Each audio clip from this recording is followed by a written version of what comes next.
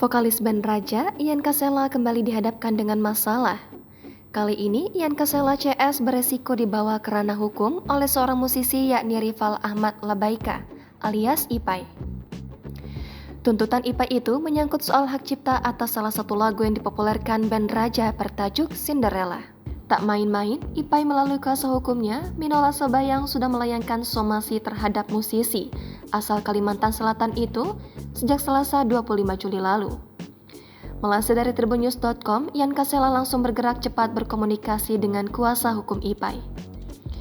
Diketahui somasi tersebut berlaku selama 3 hari dan hari terakhirnya jatuh pada hari Jumat 27 Juli hari ini.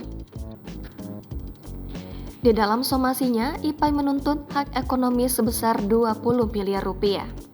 Minola mengatakan bahwa Ian sudah menerima somasi tersebut dan langsung menghubunginya untuk melakukan pertemuan dengan Ipai.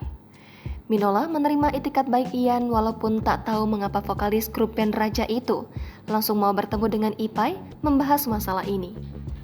Minola pun sudah menghubungi Ipai bersiap untuk bertemu dengan Ian Kasela guna mencari solusi atas masalah hak cipta ini. Dijelaskan Minola, rival Ahmad Labaika melayangkan somasi kepada Ian Kasela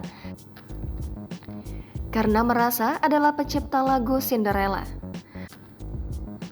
Lagu Cinderella pun berhasil menjadi single hits band Raja sejak tahun 1996. Namun, Ipai tidak pernah menerima kontrak kerjasama dari Ian Kasela dan kawan-kawan.